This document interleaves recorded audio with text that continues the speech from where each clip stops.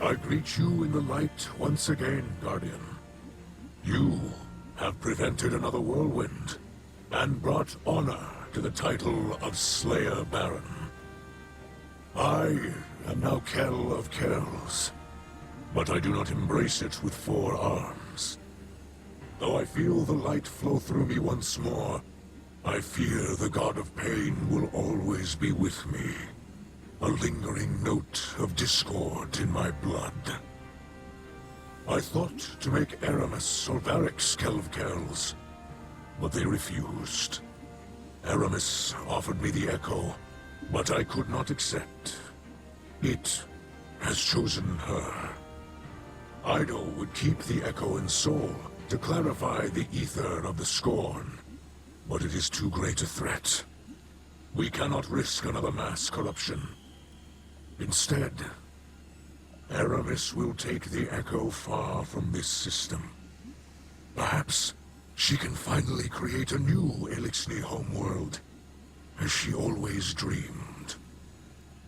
Besides, House Light has all it needs here.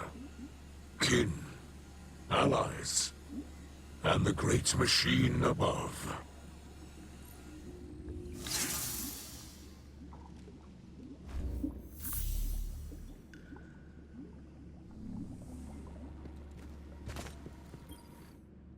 I'm the scribe of our house. Even so, I don't know if I can find the right words to thank you for everything you've done. My father's soul is intact. The houses of light and salvation are safe. And you made all of this possible. I really should thank you formally as a Slayer Baron of our house. But I hope you know that I consider you a true friend. I don't know if we can call Aramis Kell a friend, but I owe her much. She could have taken the Echo and abandoned us, but she chose to help. Do you think our talks over the last few weeks got through to her? I'd like to think so. You gave her the chance to put some good in the world. Thank you for placing your faith in both of us, Guardian. The truth is, none of us can say what the future will bring. Maybe Varrix really will rebuild the House of Judgment. Maybe we'll divide into many houses once again.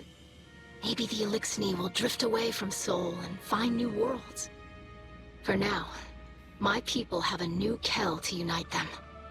To lead them along a path very different from the one that the Kells of old envisioned for us. Whatever comes, you'll always have a place in that future, Guardian. And a place in the House of Light.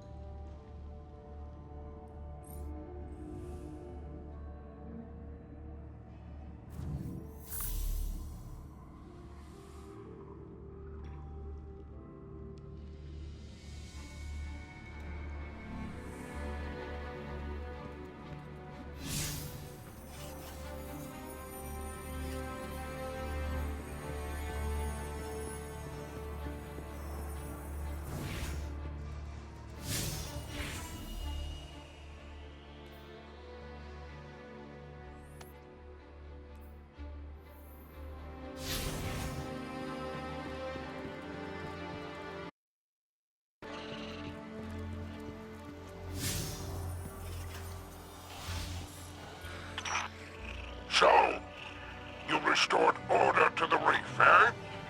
Good thing, too. My scavenger crews were on the verge of mutiny. I'll admit, you deserve a measure of credit. Not actual credit, of course, and certainly not for me. The real distinction belongs to Ido and Aramis.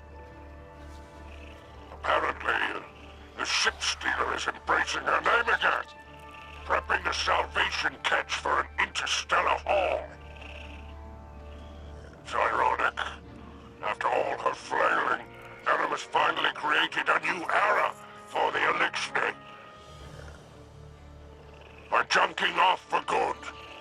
Safe drift, I say. Huh? Now, the Kell of Kells is undisputed, and business can resume.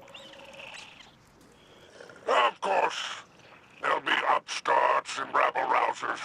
Plenty of Elixni still hate the Vanguard. But you'll put them back in line, eh? After all, the light provides. Oh, it's good to be back on top.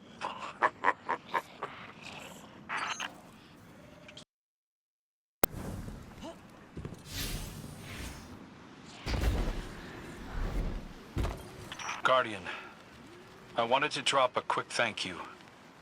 I've learned a lot from my first assignment as Hunter Vanguard, and I couldn't have done it without you.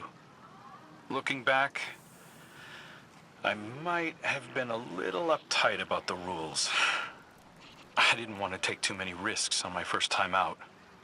Being Hunter Vanguard is a risky business. No way around it.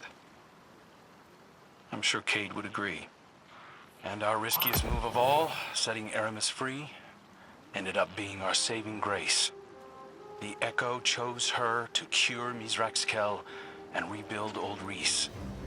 Her devotion to her people outweighed her hatred of humanity after all.